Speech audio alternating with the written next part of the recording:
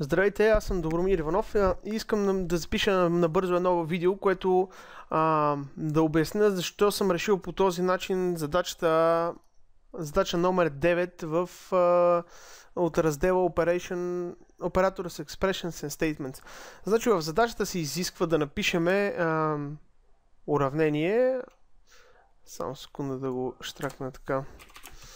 Напишете израз, който проверява дали дадена точка се намира в кръг с следните координати и с радиус 3. Т.е. това е координатите на центъра на кръга и радиус 3.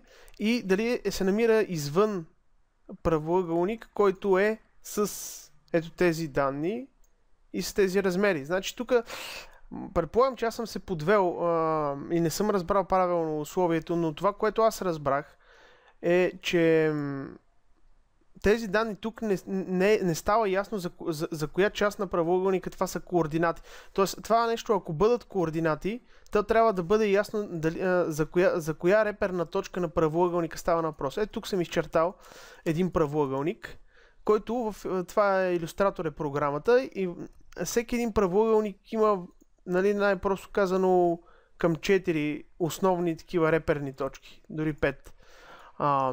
И в задачата не става ясно за коя реперна точка става на въпрос. Аз това нещо го разбирам като отместване на правоъгълник. Значи, може би математически хората, които се занимават с математика, им е напълно ясно за коя точка става на въпрос по дефолт. Във форумите четох на много места, че става на въпрос за горната точка, т.е. тази, че това са координатите на тази точка. Обаче аз, понеже не го разбирам по този начин, разбирам, че това е отместването на точката от центъра на координатната система. И затова на база на това мое предположение съм решил задачата по този начин. Напълно съм наясно как може да се реши задачата и по другия начин. Просто координатите на страните на правоъгълника ще бъдат различни. Даже е много по-лесно да се изчислят, ако тая точка бъде с тези координати.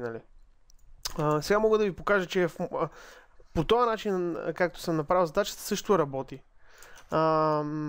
Значи сега тук съм си изчертал един кръг, който е с радиус 3 см, т.е. това виждате му е диаметъра и той е отместен хикс е отместен с 1 см нагоре. Сега, примерно, ако това нещо го задам ето така, тук да го нулирам, това са му координатите и сега го отместа с 1 по хикс и с 1 по y, той идва тук. По същия начин, ако го направя за правоъгълника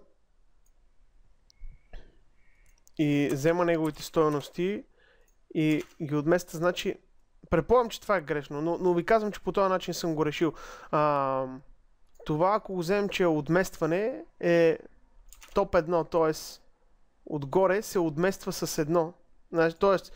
по Y, защото топ ни е Y, е плюс 1. И когато е и left е минус 1, т.е. хикс е минус 1. Т.е. правоъгълника ни идва тук. От тук идва разликата между решението на колегите и моето решение.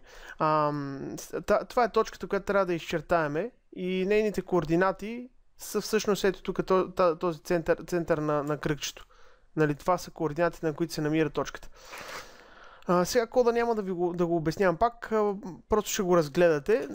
Целта ние да намериме дали точката се намира в кръга, има една проста формула, която използва Питагорова теорема, ако не се бъркам, която е тази.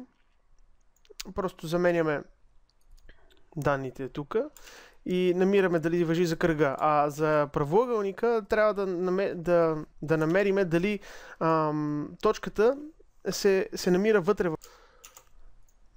Значи сега може да направим един тест, ако искате. Примерно да зададем точката да е извън кръга и извън правоъгълника, обаче да е много близко.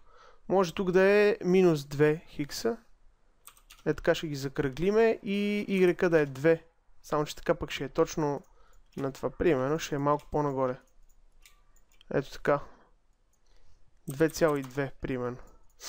Сега въвеждаме тук данните. Хикс е минус 2, Y е 2,2. Ето, точката не е в кръга и не е в правоъгълника. Сега ще го мръдна съвсем малко точката надолу, за да влезне в правоъгълника. Това нещо ще го закръгла на 1,8. И въвеждаме данни. Минус 2 беше първото и 1,8. И ето тук виждате, че е в правоъгълника.